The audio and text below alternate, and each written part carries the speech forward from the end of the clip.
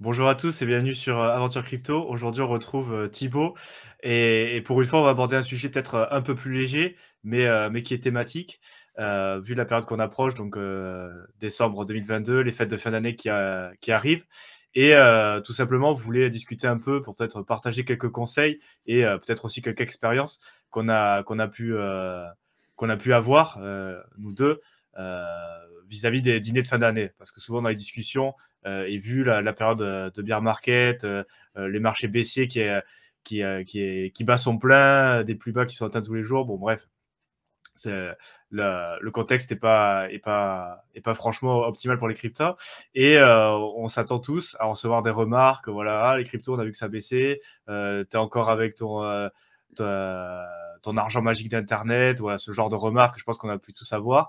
Et c'est comment aborder les discussions qui ne manqueront pas d'arriver au mieux. Si votre famille sait, vos proches, vos amis sait que vous investissez dans les cryptos, moi très souvent c'est un moment propice, voilà, les repas de famille et plus particulièrement voilà, les fêtes de fin d'année où on est plus, ouais, c'est plus fréquent, on voit les mêmes personnes, voilà, c'est un peu plus, on se retrouve avec nos proches et il y a plein de discussions, mais très souvent c'est abordé et souvent voilà, c'est abordé d'une manière qui peut être voilà, ouais, plus ou moins amical, ou plus ou moins voilà, déjà avec des opinions tranchées sur le sujet, et comment aborder le mieux avec vos proches pour justement que ce soit constructif et pas soit rentrer dans le conflit, soit voilà, dire ah oui, non mais on ne discutera pas, et peut-être voilà, vous permettre de défendre un peu, voilà, d'expliquer avec voilà, avec des faits, avec réellement pourquoi c'est intéressant ou pourquoi ça l'est pas, et pas rentrer soit dans le conflit, soit dans l'évitement, en gros, avec vos proches. Donc Mmh. voilà, je sais pas, Thibaut, toi, ce que tu en penses. Moi, un des premiers points, je pense que je pourrais dire, c'est de ne pas mettre le sujet sur la table si ça ne vient pas tout seul. C'est-à-dire que si la discussion est pas du tout dans ce sens-là, et peut-être un sujet qui vous intéresse pas trop, enfin, ça m'est arrivé, et du coup, on a envie de recentrer un peu sur quelque chose qui nous intéresse ou quelque chose qu'on a envie de parler. Mais c'est vrai que si les gens sont pas du tout dans la discussion, on parle de totalement autre chose, et que vous arrivez et vous passez le Bitcoin, pourquoi c'est important, la crypto, c'est vrai que les gens déjà, ça part pas sur, on part pas sur un bon point, quoi. C'est mieux quand on C'est parle clair. voilà, d'investissement, de finances, mais c'est vrai que ça, surtout après, ça, je me suis calmé un peu, mais c'est vrai que quand on commence à la crypto, qu'on découvre plein de choses, on a envie d'en parler. Des fois, on n'a pas forcément de personnes avec qui en parler. Du coup, on se dit, ben là, c'est l'occasion, je vais pouvoir en parler, discuter avec les gens, voir ce qu'ils en pensent. Mais très souvent, les gens, voilà, si on est déjà le contexte de la discussion s'y prête pas, ne pas mettre ça sur le tapis, voilà, de but en blanc, en disant, ah, la crypto, je vais vous expliquer, parce qu'il y a très grande chance, voilà, que les gens, ça va les rebuter, on va vous sortir deux, trois phrases, et ça va passer, et vous, ça va vous frustrer, et les gens, ça va pas forcément avancer. Je sais pas toi, si Thibaut, si tu as d'autres conseils, après on parle Si, là-dessus. si, c'est clair. Après, moi, je te dis par expérience, bah, moi, je fais partie de l'évitement. Ça m'a Mm. saoulé. Moi, ça m'a saoulé. Au départ, j'étais un peu comme ce que tu viens d'expliquer, quand tu découvres, tu te dis: «Mais waouh, mais en fait, c'est génial», tu commences à en parler, tu te dis: «Punaise, les gens, faut vraiment qu'ils comprennent». En fait, tu fais le prêcheur de la bonne parole, tu vois? Genre, tu arrives avec, ton évangile et puis, tu as envie d'en parler à tout le monde et moi, c'était un peu ça. C'est-à-dire, je me souviens qu'à l'époque, on m'appelait même le rabot parce que je faisais chier tout le monde. Genre, j'arrêtais pas d'arriver et que c'était les sujets, genre, mais peu importe, tu vois? Tu parlais de chasse ou n'importe quoi et tu parles des croisades. Moi, j'arrivais avec les bitcoins, je parlais de ça tout le temps et du coup, les gens, ça les gavait. Tu vois, à la fin, ils en avaient trop marre, ils étaient plus du tout réceptifs. À chaque fois, je ramenais qu'à ça parce que je pensais qu'à ça. Et moi, je disais que plus j'allais, entre guillemets, plus j'allais les emmerder, plus ils allaient en avoir marre et plus ils allaient vraiment comprendre ce que j'allais dire. Parce que tant qu'ils n'allaient pas m'écouter, je continuerais, tu vois. Donc, du coup, je me suis dit, la seule manière pour eux de faire en sorte à ce que je me taise, c'est qu'ils fassent les choses que je leur dis, tu vois. Sauf Mm. qu'en réalité, ça marche pas comme ça. Quand quelqu'un n'a pas envie de faire les choses, quand c'est pas son moment, quand c'est pas son heure ou que ça ne l'intéresse pas, ça va juste le frustrer, ça va juste le bloquer. Toi, tu vas perdre ton temps, tu vas perdre ton énergie, et puis tu vas même te décrédibiliser parce que de toute façon, la personne, elle n'est pas ouverte.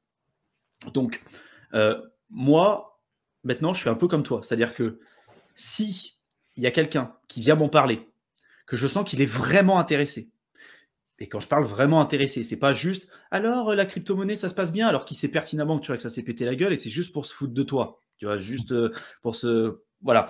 Du coup, tu sais que derrière, c'est pas pour apprendre, c'est juste pour t'emmerder. Là, je réponds pas. Je réponds ouais, ça va bien. Allez, hop, et je change de sujet. Tu vois. Si c'est quelqu'un qui est vraiment intéressé, qui va te poser des questions, moi, je pose 2-3 questions. Je lui dis, ouais, du coup, tu as commencé à investir, depuis quand tu commences? Enfin, tu vois, des questions de base. Tu vois le niveau de la personne, tu peux jauger. Si le gars, il a quelques notions, il te parle de DeFi, de NFT, il te parle de Bitcoin avec, tu vois, le concept même de crypto et pas juste, tu vois, je fais du trading ou autre. D'ailleurs, tu sais que tu peux avoir une vraie discussion avec cette personne-là. Donc là, pourquoi pas, ça me fait plaisir. Mais par expérience, je sais qu'aujourd'hui, je fais très attention à la manière dont je vais parler, à la manière dont je vais utiliser aussi mon temps, parce que ça me fatigue. J'ai pas envie de passer 3 heures à expliquer tout, enfin, donner des infos sur la crypto à quelqu'un de toute façon qui sera pas réceptif ou qui est juste là, juste pour critiquer, tu vois. Je m'en fous, je laisse les gens après dans leur ignorance, entre guillemets, s'ils veulent pas apprendre, ils veulent pas apprendre. Il n'y a pas de souci. Et la plupart des gens, de toute façon, qui se foutent de toi, c'est des personnes qui t'appelleront au prochain bull run au plein top et qui te diront ah, j'ai vu que tu t'intéressais à la crypto, tu veux pas m'aider à investir. Voilà, en général, ces mecs-là, c'est des indicateurs de top, quoi. Donc, bon. Voilà, moi, je fais très attention. Et c'est vrai que c'est marrant. Après, ça peut donner plein d'idées pour aborder tes vidéos YouTube. Parce qu'il y en a, ils vont engager le sujet d'une manière où je me dis, mais punaise, j'aurais jamais pensé ça. Genre, j'aurais jamais entamé la discussion sur cet aspect-là, tu vois, sur ce biais. Et je trouve que des fois, c'est hyper intéressant parce que ça t'oblige, toi, à expliquer les choses de manière très simple. C'est-à-dire que si on te parle du Bitcoin et tu parles tout de suite, ouais, alors tu sais, il y a l'inflation, et puis l'objectif, c'est d'avoir une décentralisation, la résistance à la censure et tout. Genre, les mecs, ils vont te dire, mais je comprends rien, ça ne me parle pas. Tu vois, moi, mes grands-parents, quand je leur parlais de ça à l'époque, il faut vraiment parler de ce que eux ils connaissent aujourd'hui à l'instant T. Moi, je suis issu d'un monde paysan, pas mal de ma famille qui sont dans le domaine agricole, et du coup, eux, par exemple, la souveraineté monétaire et les problématiques qu'ils ont avec les banques, c'est des trucs qui leur parlent énormément. Donc, tu attaques plutôt ce biais-là. Tu leur dis, l'objectif de la crypto-monnaie, c'est de reprendre possession de notre propre argent. L'argent que tu déposes à la banque, c'est pas quelque chose que tu détiens, c'est pas de l'argent que tu détiens. C'est une créance, c'est une reconnaissance de dette. La banque fait faillite, ben, tu perds ton argent. La crypto-monnaie, c'est pour éviter ça. Et là, tu vois, tout de suite, les gens, ils comprennent. Et je pense que d'évoquer ce sujet-là, tu vois, pareil, à des Européens, tu vas pas en parler de la même manière que si tu en parles à des personnes qui sont déjà dans un pays corrompu où il y a une vraie intérêt, une vraie utilisation des cryptos.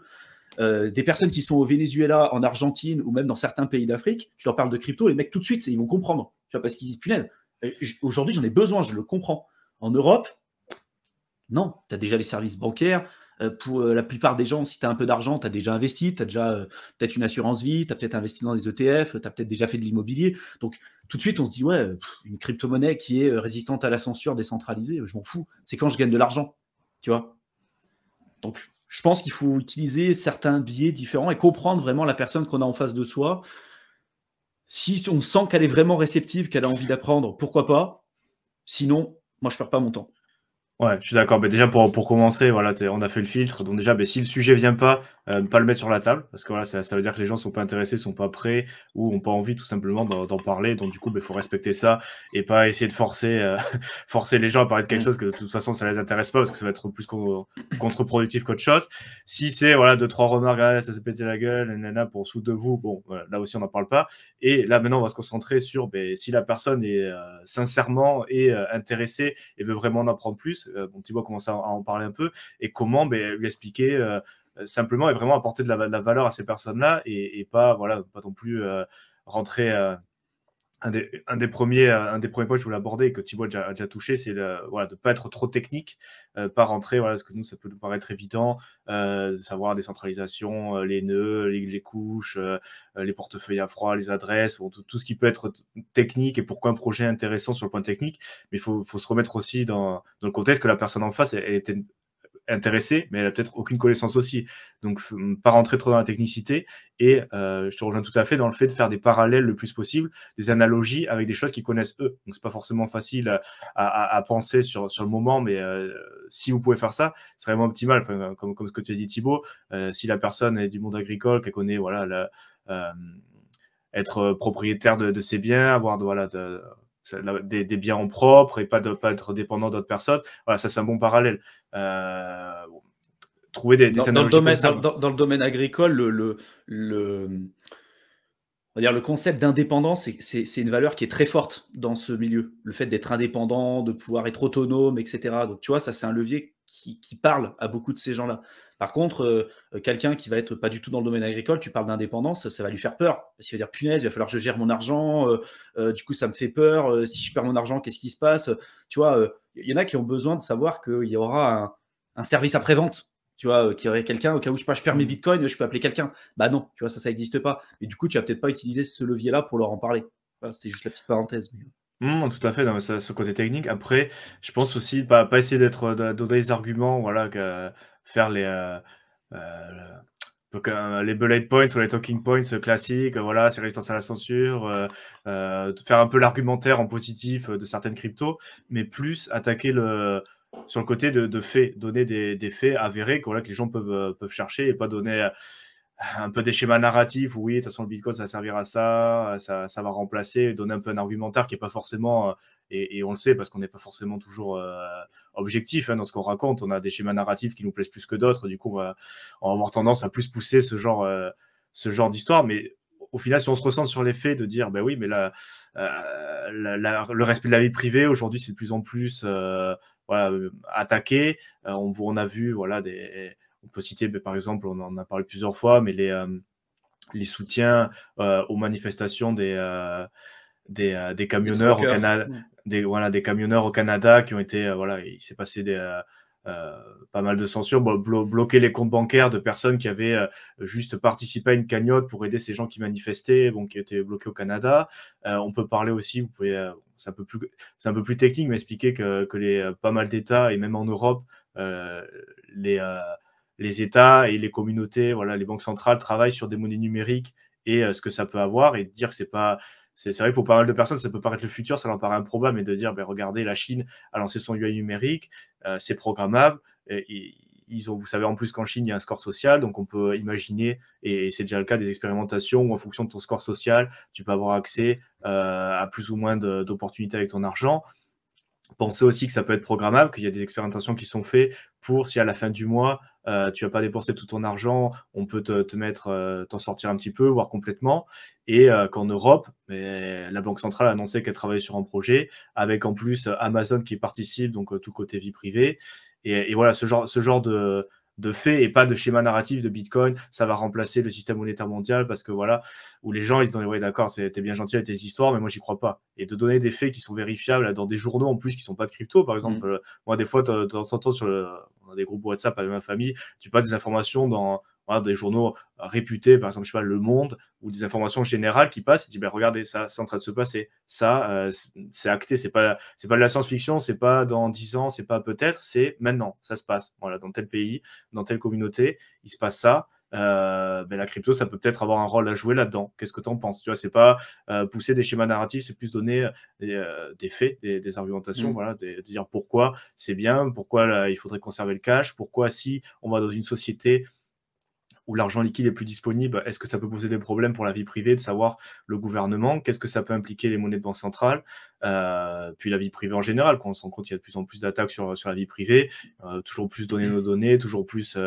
voilà, est-ce que les gens, ça les choque ou pas? Et souvent, ça va être que non, ils ont même pas pensé, et ça les intéresse pas, ils veulent de la simplicité, facilité, mais c'est peut-être bien pour des gens qui n'ont même pas pensé à tout ça, de mettre ça sur la table, et même pas forcément pour le côté de la crypto. Ça peut être, voilà, d'autres, tu as pensé à ça, est-ce que tu as pensé à ça? Et trouver, voilà, des faits, des choses qui peuvent vérifier par eux-mêmes, de se dire, ah, mais je savais pas, et c'est vrai qu'il s'est passé ça, et c'est vrai que moi, ça m'inquiète un peu, tu vois, parce qu'il y a beaucoup de gens aussi, je leur explique et ils disent, ah, mais c'est hyper angoissant, c'est hyper stressant ce que tu me dis. Je fais, oui, mais ça existe, c'est quelque chose qui est en train de se passer maintenant, et en fait, c'est des sujets qui sont pas forcément abordés, que si tu plonges pas un peu, tu n'y as pas forcément accès. Mais c'est vrai que ouais, je fais attention aussi, parce que c'est vrai que du coup, j'ai vite tendance, Tu peux moi, angoisser les gens, tu peux ouais, énormément angoisser les c'est gens. ça, parce que quelqu'un qui est pas du tout mis là-dedans, vie privée, contrôle, tout ça, et qui vit un peu sa vie de manière innocente, et tu lui mets ça sous le nez, ça peut être un C'est peu violent. angoissant et stressant. Donc du coup, faut faire attention aussi, et voilà, commencer doucement, petit à petit, et mettre, voilà, 2-3 exemples pour qu'il y a juste commencer la réflexion, et justement après, si ça les intéresse, offrir plus d'informations après, dire oui, bon, là, c'est pas trop le moment, il faut ouvrir les cadeaux, il y a mamie qui va ouvrir le champagne, mais si tu veux, après, dans quelques jours ou pas, on se fait un appel, on prend le temps, prépare tes questions si besoin, et on discute un peu plus en détail, tu vois. Là, c'est Et clair. après, ouais, je sais pas si tu as d'autres... Bah, après, moi, ce que je voulais éventuellement rajouter, c'est, souvent, quand on a envie de parler d'un sujet qui nous intéresse et quand on est passionné par ça, on a tendance à énormément parler. Il faut vraiment que je me contrôle. Je sais que c'est un problème que j'ai souvent, parce que quand j'ai des choses à dire, en fait, je vais parler, je vais parler, je vais parler et dans les vidéos, sans doute que ça se voit et dans la vie réelle, ça se voit aussi et j'essaye de me contrôler. C'est-à-dire que si on parle à des personnes qui sont vraiment débutantes, qui ont envie d'apprendre, on a passé les pré-filtres qu'on a évoqués tout à l'heure, mais si on est sur quelqu'un qui est, intéressé, il faut essayer de faire en sorte à ce que ce soit lui qui parle plus que nous. C'est un peu compliqué, mais si on parle d'un sujet de vie privée, si tu parles pendant 45 minutes rien que pour parler de ton truc là, le mec il est perdu. Tu sais, il va dire: «Ouais, c'est trop compliqué, c'est bon, allez». Et puis la prochaine fois, il parlera même plus parce qu'il dira: «C'est bon, j'en ai déjà pour 45 minutes la dernière fois, là je vais me retaper 45 minutes, c'est bon, j'ai pas envie», tu vois? Donc il faut essayer de se contrôler. C'est très dur. Moi, je sais que pour moi, ça c'est vraiment un exercice qui est très dur parce que j'ai envie de donner toutes les informations à la personne, mais le problème, c'est que plus t'en dis, après, tu le vois, si tu as fait un peu de synergologie, l'analyse du langage corporel, quand la personne commence à regarder à côté, à droite, à gauche, et puis, tu vois, genre, elle est plus du tout avec toi, tu auras beau parler, mais c'est, voilà, tu parles dans le vide. Donc, il faut faire très attention. Et je pense que quand on nous pose une question, de se forcer à donner une réponse en 20-30 secondes maximum, c'est important. Parce que ça force l'échange, tu vois. Si quand elle te pose une question, tu parles pendant 20 minutes, c'est fini. Genre, elle te posera plus de questions. Tu vas la Ouais. tuer. Tu vas la tuer et du coup, ça va la dégoûter, ce qui serait quand même dommage. Donc, il faut y aller petit à petit. Part du principe que faut partir du principe, je pense, que comme nous, on a été dans la crypto-monnaie au début. Je veux dire, si tu es vraiment débutant, que tu t'es jamais intéressé d'une manière X ou Y aux finances personnelles, à l'investissement, tu as vraiment mais genre 0 base. Si demain on commence à te parler, pendant 20 minutes de décentralisation, vie privée et cetera, c'est mort. C'est terminé, ça marchera jamais. Par contre, si derrière il y a quelqu'un qui connaît déjà un petit peu le côté finance personnelle, qui s'est déjà un petit peu intéressé à l'investissement, qui a déjà fait peut-être un petit peu d'entrepreneuriat, qui a peut-être investi en bourse. Alors il a peut-être pas fait des ETF, tu vois? Mais il a peut-être fait, je sais pas, il a peut-être déjà ouvert une assurance vie, il sait ce que c'est, une unité de compte, et cetera. Bon, voilà. On peut déjà commencer un petit peu à discuter.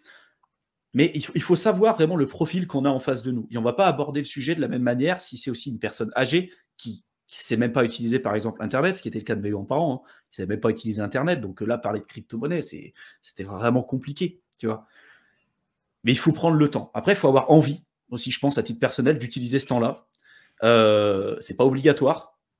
Moi, je sais qu'aujourd'hui, j'ai de moins en moins envie parce que ça me prend énormément de temps, énormément d'énergie, puis j'ai tendance à beaucoup parler, j'ai tendance à vouloir énormément donner pour aider les gens.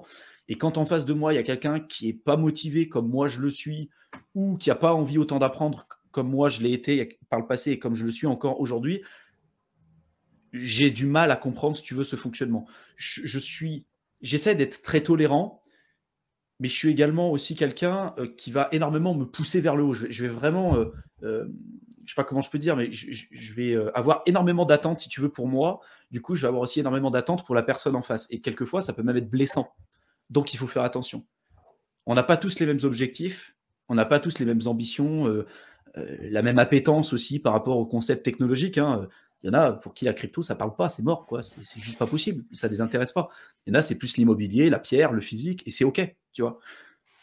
Mais c'est important de jauger et voir aussi les limites que toi, tu as envie de t'imposer. Voilà. Si derrière, toi, ça t'utilise une énergie folle de parler de ça, t'en parles pas. Et c'est OK. Voilà. Tu dis, non, là, j'en parle toute l'année. Franchement, je suis fatigué. Viens, on parle d'autre chose. Puis c'est OK. Oui, tout à fait, mais c'est vraiment voilà, vous avez compris, il y a plein de pré-filtres, si déjà, mais un des premiers sujets, peut-être, est-ce que vous aussi, vous avez envie d'en parler, tout simplement? Parce que c'est vrai qu'on est parti dans le cas où ça vient sur la table, que les gens commencent à en parler, mais si vous, déjà, vous avez décidé que vous n'avez pas envie de vous prendre la tête, vous n'avez pas envie de devoir expliquer, parce que c'est vrai que pour faire ça bien, ça demande de la préparation, ça demande de l'investissement, voilà, de penser à des analogies, faire attention à ce que vous dites, voilà. Ça peut être aussi une occasion de se retrouver en famille, de parler d'autres choses et laisser un peu tomber la crypto. Donc, c'est vrai que c'est tout à fait un point valable. Et du coup, je pense que c'est pas mal de finir là-dessus. Donc, vous avez compris, l'idée, c'était pas de faire quelque chose de très sérieux ou de avec point A, point B. C'est plus vous donner des petits éléments issus aussi de notre expérience. Parce que c'est vrai que voilà, on a tous fait des erreurs. Et je pense avec Thibaut pas mal aussi. Et on a gonflé les gens. Enfin, moi, je me suis des fois énervé, presque à me lever de table. Donc, du coup, c'est pas constructif, moi c'est aussi, pas. hein. C'est Moi pas, aussi, ça m'a c'est pas énervé. idéal. C'est pas idéal. Et du coup, voilà, vous évitez ça si vous avez débuté peut-être en 2021 et que ça va peut-être sortir sur la table. Si les gens savent que vous investissez dans la crypto, surtout dans les périodes de baisse, parce que quand ça monte, les gens, bizarrement, ils parlent pas trop, mais quand ils savent que vous investissez dans la crypto, qu'ils voient que ça baisse beaucoup, c'est bon. À vous de juger votre Il y, a- posture. il y a- il y a- il y a juste un truc, c'est que par exemple, si vous tombez, moi je sais qu'on a tous dans la famille un Dédé, tu vois, un gars un peu rustre, le gars qui parle bien fort, qui a tendance à pas mal picoler aussi pour le jour de l'an et tout. Typiquement, ça c'est le genre de profil, il faut pas en parler, tu vois. Et moi, je sais que j'ai fait l'erreur, j'en avais parlé à ce truc-là. Et du coup, de toute façon, c'est des gens en frontal, on gagnera jamais. Parce que c'est des gens, il y en a, ils sont bêtes, il faut le dire, il y en a, ils sont bêtes, tu vois. Et ils veulent pas apprendre. Et quand ils sont rustres, tu vois, et qu'en plus ils sont bourrés, c'est juste pas possible. Toi, tu t'auras beau parler de crypto, c'est juste pas possible. Et du coup, je suis comme toi. Moi, il y a des fois, mais ça m'énervait. Et quand ça m'énerve, j'ai tendance à devenir rouge, j'ai tendance à être agressif. Et du coup, à la fin, genre, mais ça, tu sais, ça vraiment, mais. Enfin, moi, c'était insupportable. Je sortais du repas, mais j'avais envie de tout casser, tu vois. Genre. C'est pas bien. Et le pire, c'est que la personne en face de toi, vu qu'elle est aussi un peu con et qu'elle le fait exprès, elle va voir que ça t'énerve. Du coup, elle va rentrer dans ce jeu, tu vois. Elle va faire exprès de te relancer. Et du coup, des fois, ça part en clash total, tu t'épuises, lui, il apprend pas, il joue avec ce truc. Donc voilà, typiquement, ça, c'est le genre de personne, ça sert à rien. Euh, du coup, moi, je sais que maintenant, la plupart du temps, j'en parle pas, ou alors ça se termine avec 2 mots. Je dis, oui, ça va bien, point, et je change de sujet. C'est-à-dire qu'il faut pas... la stratégie que je fais, c'est pas montrer que ça m'impacte. Dire, tiens, la crypto-monnaie, j'ai vu que ça avait baissé. Tu sais que la personne, elle est juste venue pour te juger. Je vais dire, oui, ça a un peu baissé. Et sinon, toi, tu as fait du vélo la semaine dernière, j'ai vu. Direct, t'enchaînes sur un autre sujet, tu vois. Et à chaque fois qu'il te renvoie dessus, tu renvoies sur un autre sujet. Mais tu montres que tu as envie d'échanger avec elle, mais pas sur ce sujet-là. Parce que sinon, si tu dis juste, alors, ça s'est passé comment la crypto? Bien. Et t'attends. Tout de suite, tu dis pas. Tu vois, ça jette un froid. Et c'est pas le but. Parce qu'on est là aussi pour se retrouver, passer un bon moment en famille. Et voilà. Et je pense qu'aussi, il faut faire très gaffe. En France, gros problème avec l'argent, gros problème de jalousie. Je sais pas votre famille, je sais pas comment ça se passe, voilà. Ne parlez jamais des montants. Bon, moi, je sais par expérience, je parle jamais des montants, jamais. Parce qu'il y a énormément de jalousie dans la crypto-monnaie en plus, c'est du self-custody. Donc, c'est vous qui détenez vos crypto-monnaies, vous savez jamais ce qui peut se passer. Quelqu'un peut en parler à une autre personne dans un village qui dit ah machin, il a pas mal d'argent en crypto, il a combien? Ah ok, il habite où?